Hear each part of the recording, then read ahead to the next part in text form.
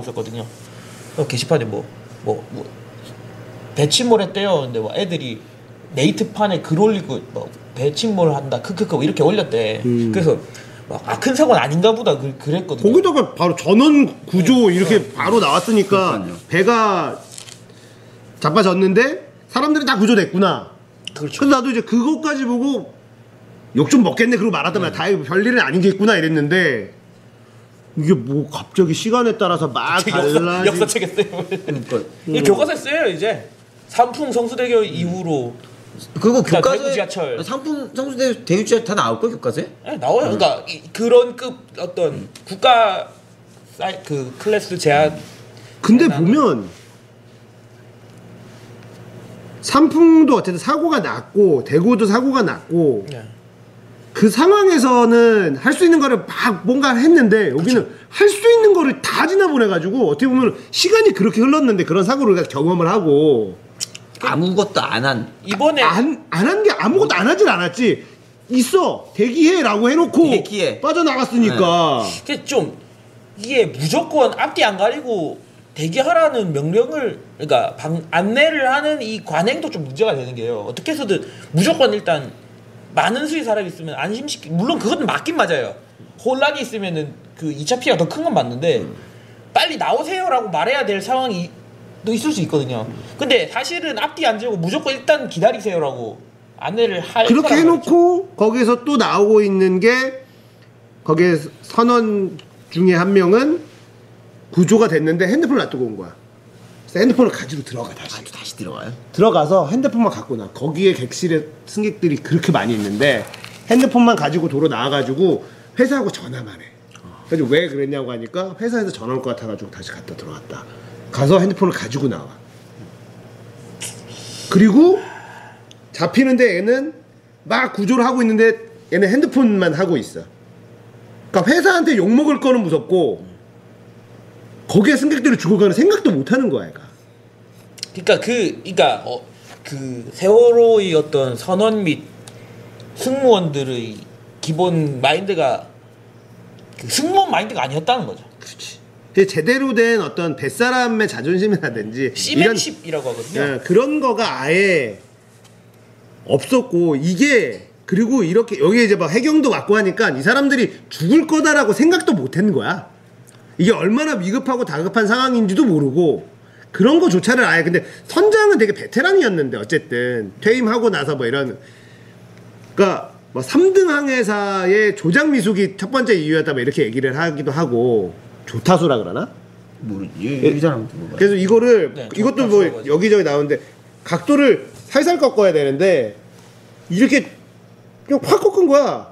꺾어서 애가 이제 하니까 이쪽으로 꺾고 중년 잡을 이쪽 꺾고 하다 보니까 이제 완전히 맛 가버린 컨트롤 안 되는 상황. 배는 그 자동 없나? 있죠. 근데 세월호에 있는지 모르죠. 근데요. 그러니까 저희 아버지가 배를 타셨는데.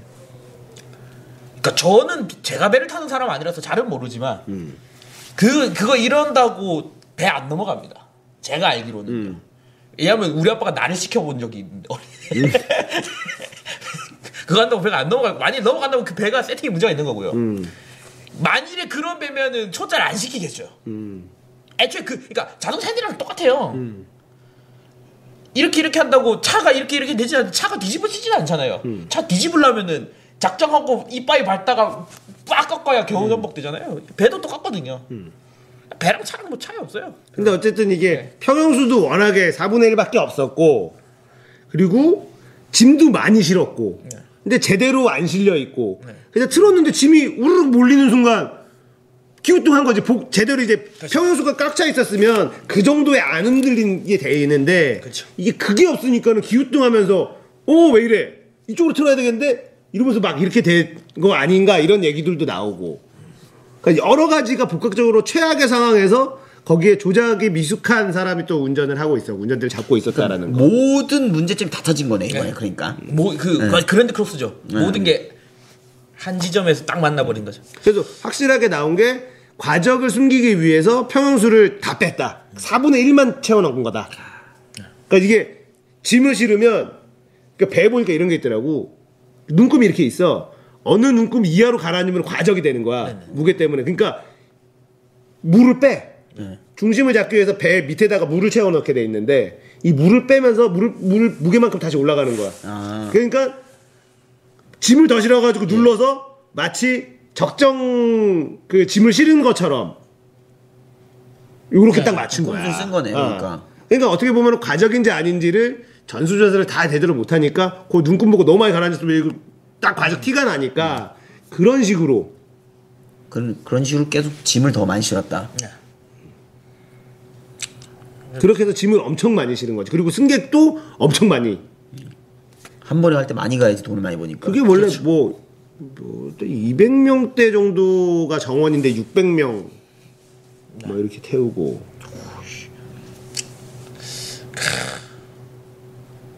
좀 애들이 마지막 어디서부터 손을 대야 될지 모를. 총체적인 난국이 나왔는데 근데 문제는 또 여기서 뭐가 걸렸냐면 자 이거를 제대로 단속하지 못하고 관행적으로 그냥 눈 감아주고 대충 했었던 이런 이제 관리 그쪽에 있었던 관리 부서들 네. 그리고 그거에 그냥 안전 불감증에 관행적으로 안전 불감에 걸려 있는 그런 업종의 업계 사람들 이런 사람들도 다 문제지만 일단 여기서 가장 충격적인 게 해경이 한 짓들이 너무 충격적이야. 해경은 결국 뭐 오늘인가 어제나 끝까지 구조 그거에 대한 명령을 내리지 않았다.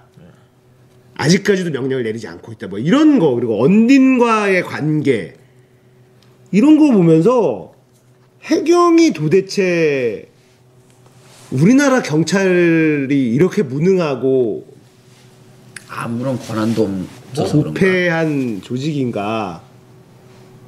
이게 그러니까 해경은요 해양수산부 그러니까 해양 소속이에요. 그러니까 행정안전부는 경찰. 지금 결국 좀 제일 크게 촉대를 외야 되는 게 해수부인 그림이. 결국엔 전체적으로 그 부서가 장관이 예, 장관이 약간 그러니까 해경은 결국 독단적인 행동을 할 수 없다라는 거 아닙니까? 그렇죠. 자기들이 뭐 구조를 하고 말고가 아니잖아.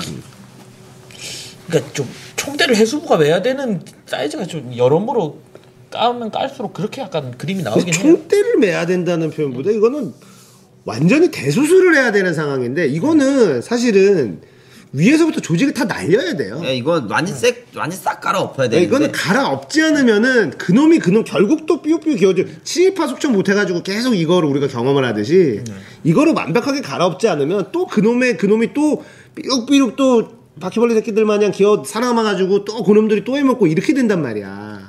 그 뭐죠? 우라카이. 우라카이를 한번 해줘야지. 안 그러면 그러니까 걔네들이 지금까지 결국에는 못했기 때문에 계속 그렇게 된 거 아니에요. 싹 다 바꿔야지. 바꿀 사람이 있을까? 찾아보면 있겠죠. 내가 진짜 박근혜 대통령이 이런 어떤 임기 내에 이런 기초 체력에 대한 부분들 아주 지극히 상식적인 부분들 선진국에서는 당연하게 진행되고 있는 건데 한국에서는 관행이라는 이름으로 잘 안 되고 그냥 쉬쉬하고 덮어지는 것들 이것만 임기 내에 다 바꾼다. 임기를 바꾸고 싶지가 않을 거란 말이야. 다 못하죠? 근데 이것만 최고의 목표로 잡고 간다라고 해도 국민들은 지지해 줄 것 같아. 그렇죠. 다른 거 못해도 그래. 이것만 어떤 부조리, 비리, 그러니까 비리보다 부조리에 가까운 거지. 그렇죠. 이 부조리를만. 비리는 뭔가 어떤 의도성 있는 부정행위 같은 건데. 근데 거기 있는 사람들은 이게 잘못이라고 뭐 느끼지 못할 정도로 부조리가 관행처럼 이제 그냥 퍼져 있단 말이야. 그러니까 여기 있는 지금 걸린 사람들은 아 진짜 똥발 같다 이렇게 생각하는 사람들 엄청 많을 수 있어. 그렇게 생각하는 사람들이 많을 수도 있겠죠 당연히. 네. 저도 뭐 군밖에 공무 생활을 그러니까 공직 근처에 안 가봤지만 관행 그 안 좋은 관행이란 게 참 어딜 가나 큰 조직은 무조건 있거든요.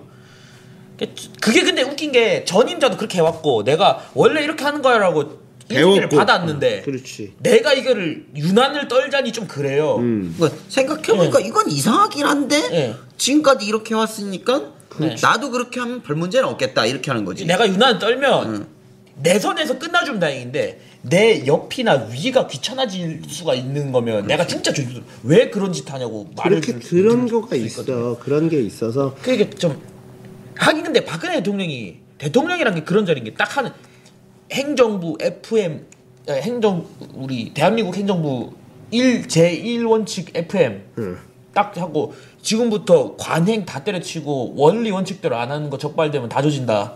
대통령이 한번 딱 내지르면 되거든요. 그렇지. 또 공직사회라는 게 또 그런 건데 그렇게 한 번 하면은 다시 나중에 느슨해서 돌아간다 하더라도 예전처럼 돌아가지는 않거든. 예, 막 예를 들면 뭐 군대 같은 경우는요. 수송부가 얼마나 FM이 어이가 없냐면 좌회전하겠습니다. 우회전하겠습니다. 운전병이 뭐 기어 2단 변속하겠습니다. 이거 해야 돼요. 원래 안 하면 안 돼요.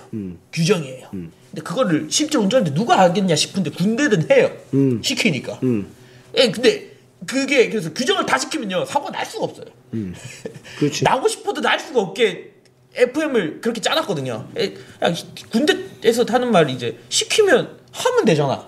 이거거든요. 맞아. 근데 이제 일반 공무원으로 가면 이제 뭐 또 그렇게까지 하냐 막 이러면서 이제 근데 이게 지금처럼 임명하고 연결되는 부분들은 그렇죠. 그렇게 해줘. 그러니까 봐봐 우리가 이회창이 대통령에서 떨어진 게 아들 병역 문제 때문이었단 말이야.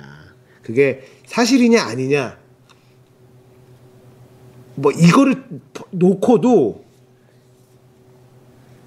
둘 다 군대를 안 갔다. 라는 사실이 중요한 거였어요. 근데 뭐 이유가 분명히 그게 누구였지? 김대엽이었나? 이름은 저도 김대엽이었나 뭐 이래가지고 약간 좀 나중에 그게 거짓이다 뭐 이런 것까지도 나오긴 했었거든. 그 아들이 인증을 해줬는데 이해창 아들이 와가지고 키도 재고 몸무게도 재고. 근데 그때 이후로 또 신검이 굉장히 빡세죠. 그 지금까지도 빡세라고. 그러니까 이해창 그 시절에 빡세졌고. 그게 첫 번째. 그 다음에 이제 유승준 때 어. 빡세졌고. 그 다음에 이제 4970년 때 이제 또 그러면서 계속 지금은 엄청 강화돼 있어. 그렇죠.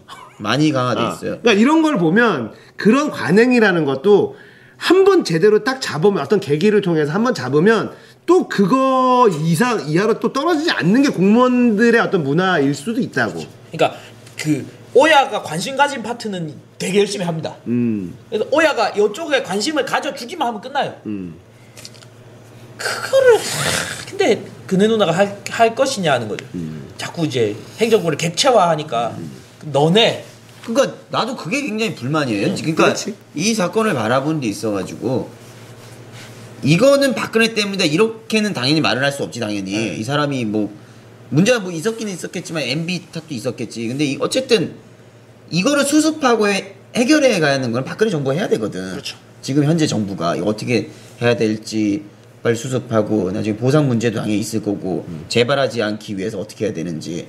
근데 자꾸 뭐예요? 제3자 입장에서 약간 제3인칭 시점으로 보는 것 같아. 이 사람이. 그러니까 그거거든요. 딱 전형적인 뭐냐면 그 윗사람 이게 그러니까 말년병장 마인드.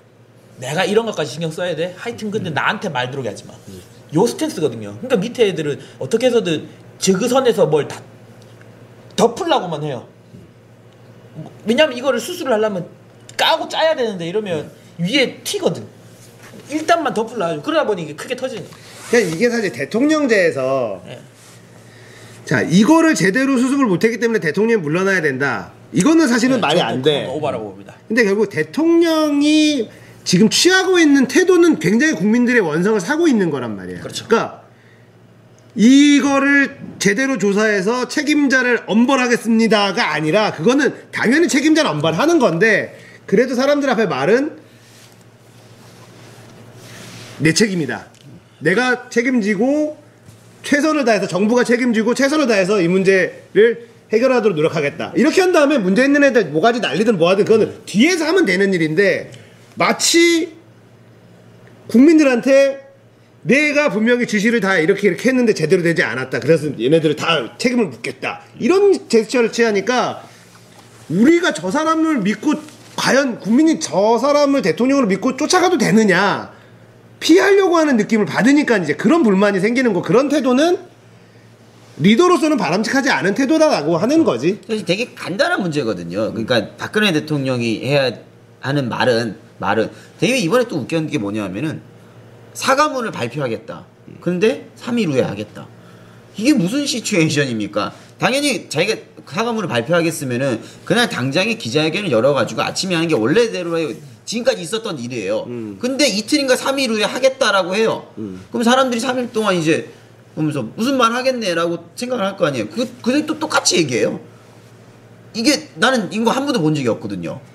이런 일 있으면 무조건 사과는 바로 했지. 이번 사태 때 읽었던 칼럼 중에 제일 마음에 남던 게 그거였어요.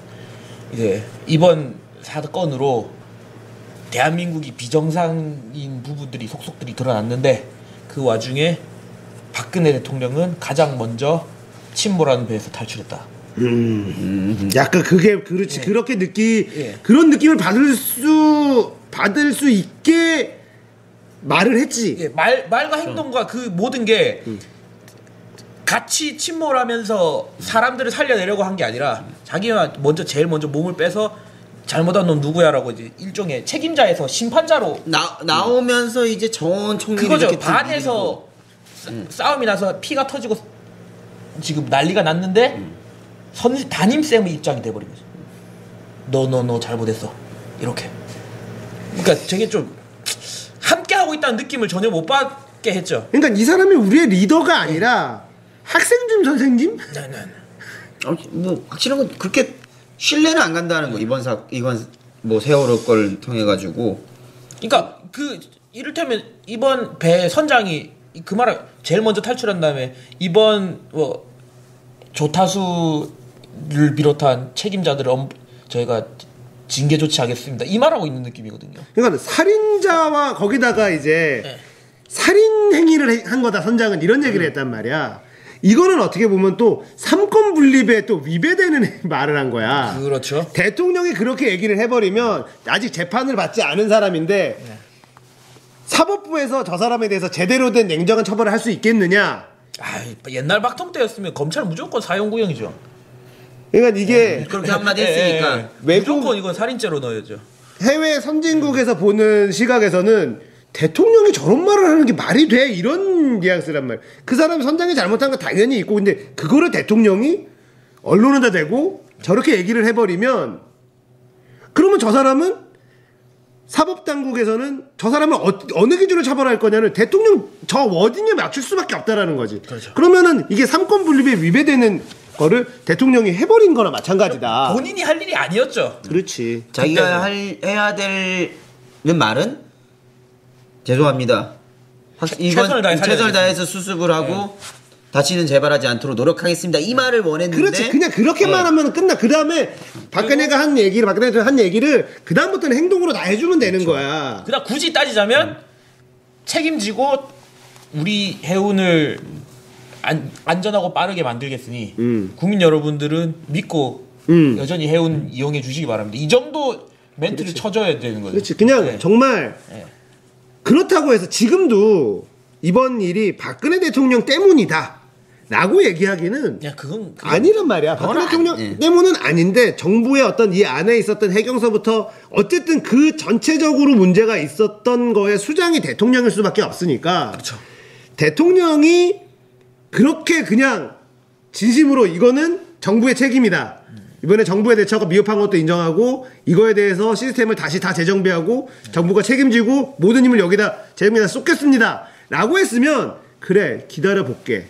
네가 이제 들어온 지 1년밖에 안 됐고 그 전부터 있었던 거니까 박근혜 대통령이 어떻게 바꾸느냐 한번 지켜보자. 국민들 이렇게 생각하고 봐줬을 텐데 여기서 진짜 침몰을 해서 가장 먼저 탈출한 다음에 그렇죠. 선장은 살인 행위를 한 거나 마찬가지다. 그러면서 책임자는 엄벌하겠다. 책임자는 엄벌하겠다. 뭐 이렇게 해버리니까. 그러면서 3일 후에 사과문을 발표하겠습니다.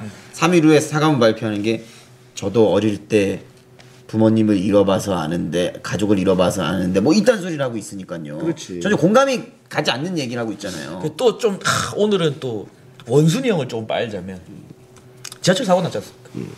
사실 왜 이렇게 사고가 잦은지 모르겠는데 여튼 저는 왜 그렇게 재단됐는지 모르겠는데 왠지 지하철은 서울시의 재난처럼 약간 포장이 됐어요. 저는 굳이 꼭 서울시의 재난이라고 쌀 수 있는가 하는 의문이었는데 근데 원순이 형이 이번에는 물론 사고 규모 자체도 작고 인명 부상자만 있고 사망자는 없고 중상자도 없고 했는데 원순이 형의 뭐 이번 대처 사고 났어? 지하철이 사고 났어요. 추돌. 그러니까 2호선이 서 있는데 뒤차가 2호 앞차를 박았어요. 이호선 좀. 그래서 그때 그러니까 그러니까 경미한 부상만 있고 입원급 환자는 제가 없는 걸로 아는데 원순이 그 사고 난 지 2시간 만에 도착했고 2시간 자기가 도착하기 전에 그 근처 노선 버스 50편 증편하고요. 1시간인가 만에 3시간인가 만에 그날 택시가 원래 운행 제한이 있어요. 오늘 뛸 수 있는 총 택시 수 그거 그날 풀어버리고 막 뭐 뒷수습 다 하고 원순이 직접 지하철 타고 시청으로 기청 이렇게 해줬거든요. 그러니까 굉장히 발빠르게 좀 대처를 한 거지. 할 수 있는 것들. 그러니까 사고가 나서 그 안에서 이번에도 조선일보나 이런 거를 보면 그건 이게 어떻게 보면 박원순 시장을 좀 흠집을 낼 수 있는 또 저런 카드다 이런 느낌을 좀 받아. 기사를 보면 이번에도 안내 방송은 없었다. 뭐 답답한 승객들이 문을 열고 뭐 나가고 뭐 하고 이런 것들만 기사가 막 되고. 근데 지금 얘기를 들어보면 2시간이나 지나서 도착했다 뭐 이런 얘기. 박원순이 뭐 응급 대기하고 있어 뭐. 아니, 2시간이면 개빨리 온 거지. 서울 바닥이 얼마나 그런데. 근데 그 안에서 그 대처들을 다 나자마자 대처를 하고 바로 가서 한 거면은 최대한 빨리 사실 해서 맞아 굉장히 깔끔하게 잘 했다라는 건데 이제 이거 가지고 2시간 동안 뭐 했냐 뭐 이런 거 가지고 근데 뭘 했는지는 기사가 없어. 뭘 했는지 심지어 밝혔어요. 버스랑 택시랑 증편 처리 지시를 내리고 출발을 했대요. 그리고 딱 사고 나는 순간 사람들 내리고 그 일대 교통이 막 꽉 차버리는데 2시간 만에 어떻게 가냐고. 그리고 지하철로 가면 차라리 2시간 안에 올 수도 있겠지. 근데 그 지하철이 터졌는데. 근데 굉장히 상식적인 대처를 한 듯한 느낌인데. 그렇죠. 그러니까 이거는 누가 봐도요. 저는 팩트는 모르지만 뭔가 매뉴얼이 있는. 그렇지. 네. 딱딱 이렇게 행동하라는 거. 박원순 시장이 뭐 이런 거를 맨날 염두에 두고 맨날 하는 건 아닐 머릿속에 들어있는 건 거고. 아닐 거고. 그러니까 이런 일이 생겼을 때 어떻게 해야 됩니까? 너무나 뭐, 이게 사실은 지극히 당연한 건데 이거를 가지고 우리가 빨아주고 할 것도 사실 아니야. 시장이라면은 이런 사고가 났을 때 이렇게 대처하는 게 당연한 거여야 되는데 그렇죠. 야, 이게 당연한 일 했네. 뭐 이렇게 가야 되는 이렇게 건데 해야 되는 거지. 잘했어는 아닌 거잖아요. 그렇죠. 잘했어 할 수도 있겠지. 이렇게 뭐.